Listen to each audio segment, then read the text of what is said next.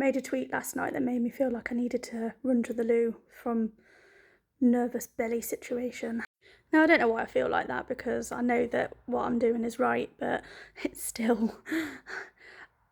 I might be 38, nearly 39, but I still feel like I could get told off. However, like I said, it's important that I did it because, as I've touched upon in a video before, there were issues with the investigation in the Fred and Rose West case, and the things that I heard in Howard Soon's podcast and heard the Fred and Rose West tapes, which is actually a really good podcast, but some of the information in there I found really weird and concerning.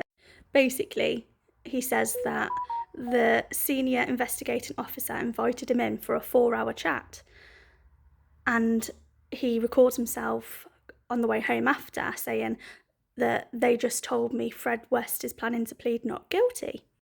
Well, I've read the Cromwell Street inquiry, I've read the book by the senior investigating officer. Nowhere does it include that he had a 4-hour off-the-record chat with a journalist who was actively reporting on the case. And this was before Fred West murdered him, schmuicide, did that to himself in January 1995. He also says in it that 25 years later, when he meets up with him, the now retired detective tells him that it was him that leaked a story. So he was manipulating media coverage during a live investigation of that magnitude.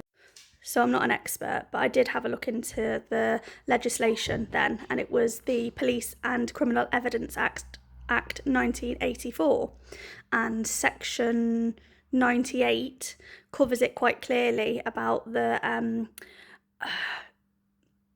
using information in the investigation, and it goes, those are the parts that go on about journalistic privilege with sources and that sort of stuff. But as for the actual senior investigating officer, you would think, and the fact that he hasn't disclosed it publicly, that they would know not to do this because it is wrong. You're contaminating the case, because that journalist then goes on to make publications that frame the public thinking, and as much as they wanted to, the framing was done pre-trial, wasn't it?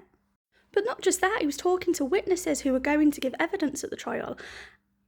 And so the information that he had from inside the police on theory of how things were going to go in the trial and investigative theory was then trickled down into the minds of witnesses. And look, I know it was a different time, but the legislation around this was still in place. So there's not really an excuse, oh, it was the 90s. There were laws against it.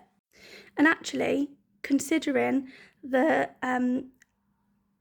accountability that they held themselves to, or sought to be holding themselves to, with the Cromwell Street inquiry, where they list every media interaction, even the questions and answers at the sessions with the media. But why not the 4-hour meeting where, and I quote, all questions, give or take, were answered? So I want to know about other people's opinions on this. Yes, I get the strong feeling towards the Rose West conviction and Fred West and the murders that he committed. But imagine you were the one who was on trial or under investigation. How would you feel if the senior investigating officer was doing this and then it was being reported? Would you feel like you could get a fair trial? I don't think I feel that would be possible. So God knows what's going to happen now that I've done the tweet. Don't kill me.